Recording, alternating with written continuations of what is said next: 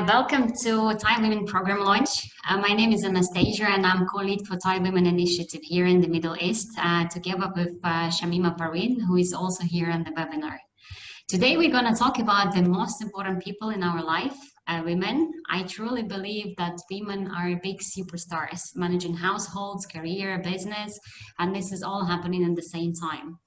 We are here today to see how we can empower women entrepreneurs more, and for initiatives like TiE Women, how they can play a significant role in your life.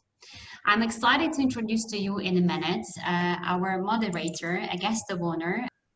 Today we welcome someone who has built a fashion conglomerate that is a household name in the Middle East.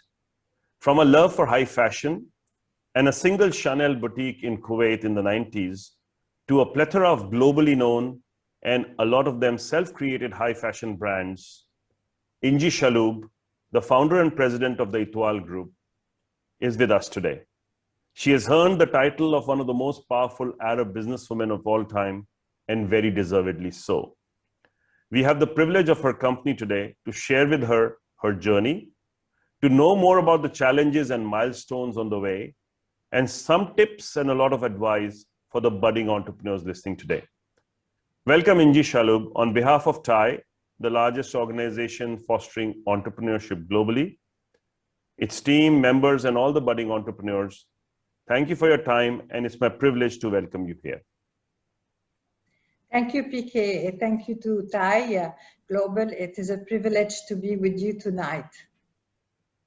So, Ingie, let's begin with the journey, right from the beginning. I know that or I read that, the passion and love for high fashion, you inherited from your mother. At what time did you decide to make that into your vocation, and how did it all begin? I think it is something that is in you. When you are a child, there are images that are sticking to your mind. I do not believe that we make our decisions at an early stage as much as I believe that whatever is surrounding you and whoever is around you is influencing your path very much. And yes, my mother, my family, the family I'm coming from, we're very close to one another, and my mother has been a role model for me.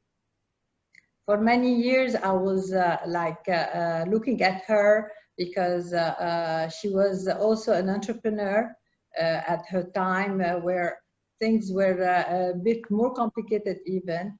And she had wanted to partner into children wear. So I saw her path, and I was like always wanting to be like her, doing my own business. And I promised myself that one day I will finish my studies and come back and work with my mother and even have a partnership with her, which I did. So looking up at my mother is one way of looking at a role model that gave me this enthusiasm and this passion.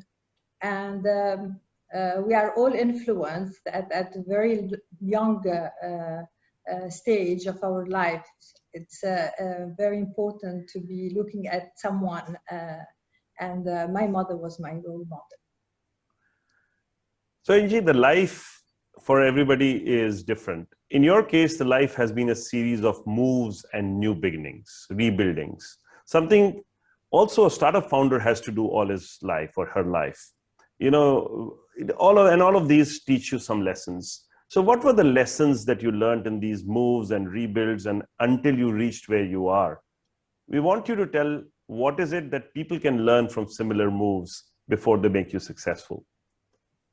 So as I was explaining to you earlier, PK, I've seen my parents moving from one country to another and rebuilding themselves looking up at my parents, how they left Egypt in '67 after the war started, and then again sending us to France in '75 after Lebanon war started, was something that taught me a lot of adaptability. You have to learn to be flexible, to adapt to new countries, but to new cultures, to new religions, to new people. Be open, very tolerant to what's around you, to what is next, starting a new life from one place to another, new friends, new families. I had to start all over again in France and then go back to Kuwait, where my parents were residing. Again, the war, the Gulf War, as you know, started in the 90s. I had built up already some stores. I had opened my Chanel store. I had inaugurated a multi-brand store as well. I was bringing all the top brands over there. And then again, this war brought us to Dubai, which we were very lucky to find a beautiful place to be and to be part of that path of Dubai, which grew up to being one of the most important capitals of fashion in the world. So I'm very proud to have been part of that and to have contributed somehow to bringing some of the top brands in the region. So when you started, you were very early. There were very few women in business at that time. So what was your business as a woman entrepreneur? Did you face challenges and did you fight mindsets? It was very difficult in the beginning because when I started, they would look at me somehow. Will she make it? Will she not make it? Is it you know, like a kind of a thing that you're doing for the pleasure and for the fun and not for the real.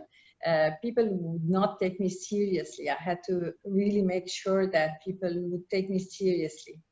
And believe it or not, it was harder in Europe. And talking to all these men, and it was a bit of a challenge to let them respect myself as well as a woman, but also as an entrepreneur, as a businesswoman. And also to have their respect, but also their trust, because you have to gain their trust that you can do a good job. And it's only through hard work that you do a good job, that you prove yourself. And being a woman is always more critical because you have to be, of course, on top of your own family as well as on your business. So it was a double challenge, and which is not always easy. Thank God I got out of it in a good way, but it's not always easy for a woman.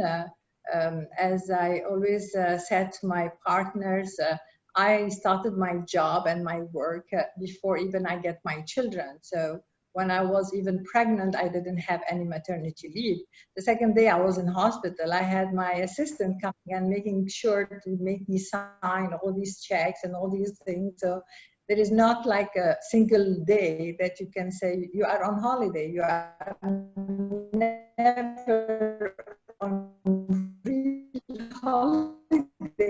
Because so being a woman is always challenging, of course, but we come out of it even stronger.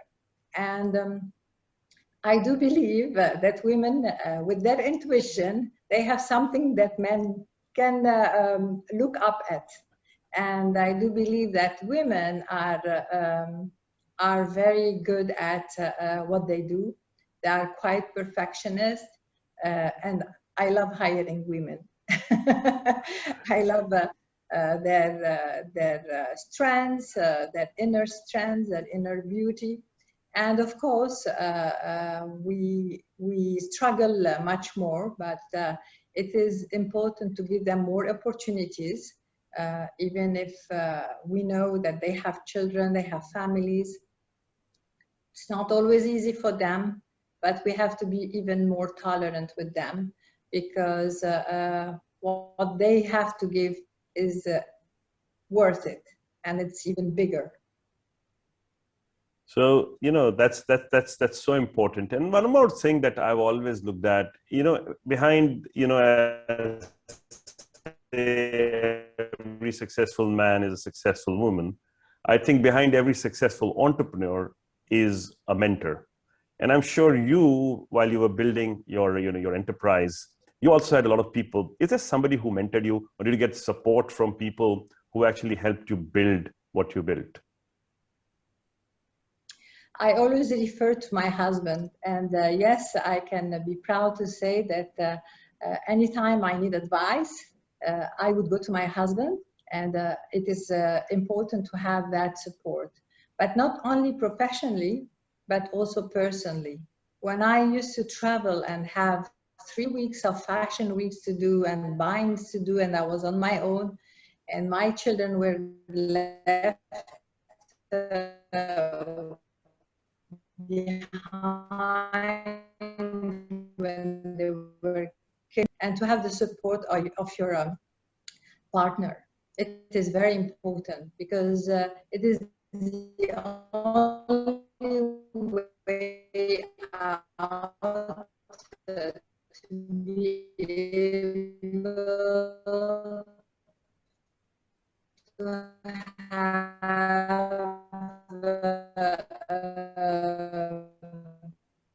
way he would take advice from me. We do chat a lot about business, and I am very proud of where he is today, and he is very proud of where I am today. But that is very important to have the support of one another, and I know that we have that kind of good balance in our professional and personal life thanks to that commitment between us. Ingie, you chose an industry which is actually called a very difficult industry, which is the fashion industry. That's the place where you started. So how was your pathway to that? How did you actually get a rise in the industry to reach where you have reached? Also, who influenced you in the fashion industry to actually give you the challenge to actually deliver what you did?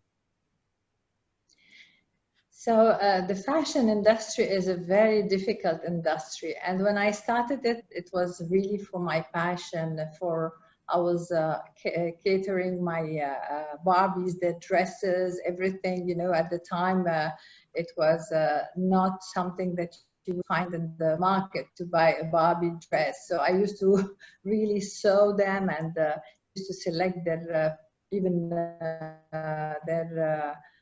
colors and everything. So it is something that I really wanted to be into.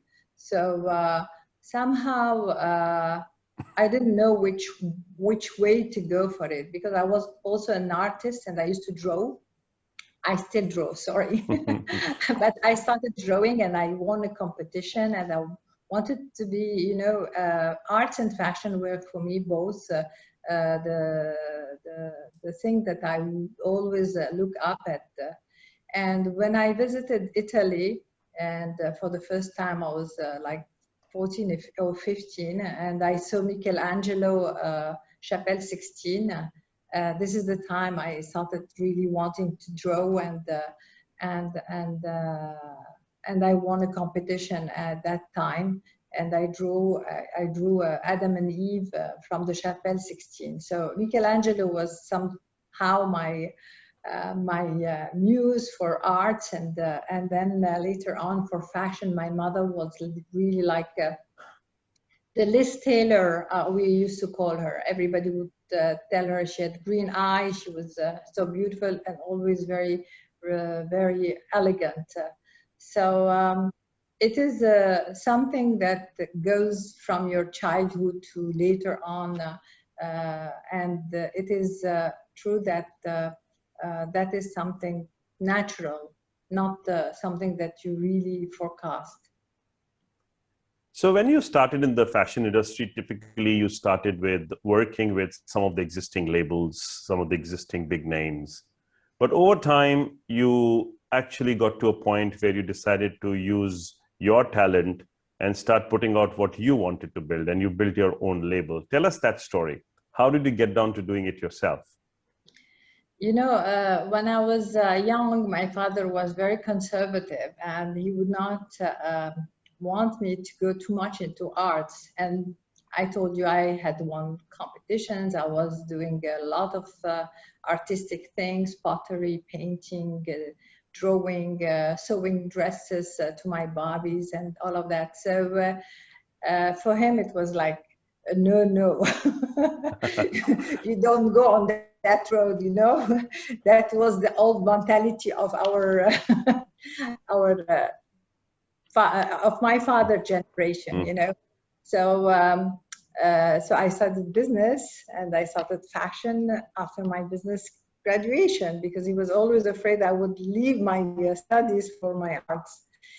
So after a few years doing what I've done, in the old days, you know, you used to do everything. When I used to go to the brands, we used to really cater for every single thing. It goes from the buying to the merchandising to the budgets to everything. And then the brands, as they grew bigger, they got a bigger organization and bigger structure, and it was very defined who does what, and you were typically to follow the international image, international visual merchandising, marketing, etc.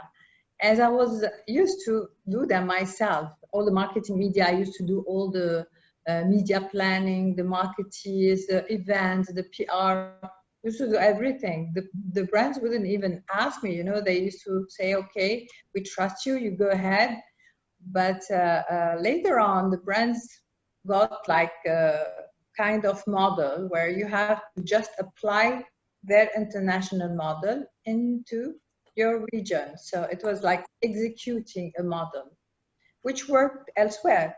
But I always believe that you have to really be very close to your consumers, and whatever your consumer wants in this part of the world is sometimes different.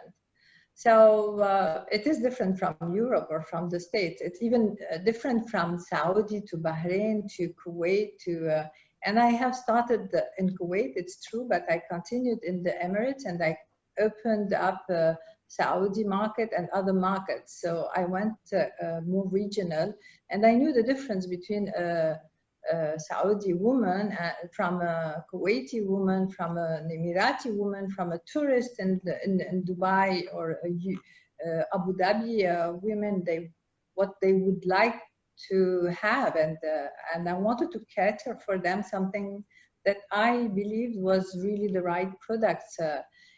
So I started thinking, like, I've always wanted to be a fashion designer, so I went back to school and it is always good to educate yourself. There is no end to education. It's always interesting and important. And if I had more time, I would still continue to educate myself and continue. And this is how I restarted a new life, or a new challenge, which was building up my own brand, Ingie Paris, and which was very, very successful. But now I had to suspend it temporarily because of the COVID. Because my atelier, I have to explain to you, my atelier was in Paris. So my brand is in Paris. I couldn't no longer travel like I used to do. Used to travel twice a month to Paris. So it was like 1 week here, 1 week there. I'm sure Emirates Airlines misses you a lot, in the travel. But I hope we will all get back to our originals very soon. Let me ask you another question. Like, running a company or even a fashion brand is not just about fashion.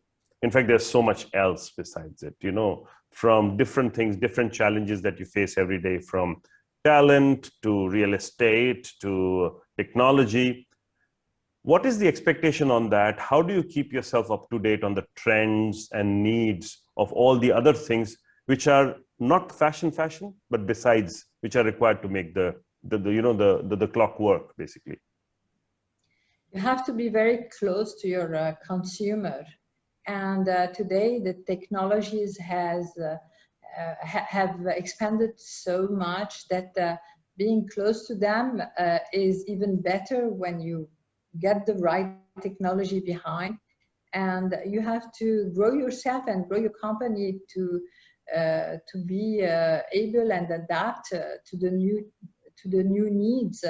The needs change, and everyone's is not the same, and our consumers have changed, and we have to really work our structure. And I had to take this time during COVID to build our digital, our e-commerce, and our new ERP, taking new technologies for CRM. For people who are not familiar with the term, it's customer relation management. So all the digitalization as well, and the transformation of the business, and at the same time use your creative mind to add up onto it. So COVID has been a very very tough experience, worse than all the previous ones. 2008, 2009 financial crisis, 2008, or Gulf War. It was the worst of all, I can say, where we had no revenues and we all had the expenses to undergo every month. So it was really like tough times. We had to make sure we had families on our shoulders. We had to make sure that our business is still sustainable, and we'll jump in to the future with new ideas, new creative ways, and new technologies to make sure that you cater the right products for the right people with the right means. So Ingie, last year, our competition of TiE Women, you were very kind to be a judge in the finals, and you saw the startups coming in. So, we were like, what is it that you saw in them? What is it that is a message that you would give to these budding entrepreneurs so that they can also become successful, entrepreneurs, successful business people? And, you are the role model. So what is it that you would tell them? I was very proud and very happy to see the level of startups you got in really, and I was very happy to see the different fields, but also the level was really impressive. So I don't have to teach any lessons. The only thing I would say, it's something, when you are an entrepreneur, you have to expect some mistakes, some failures, and you have to learn from your failures and persist, really. Do not give up.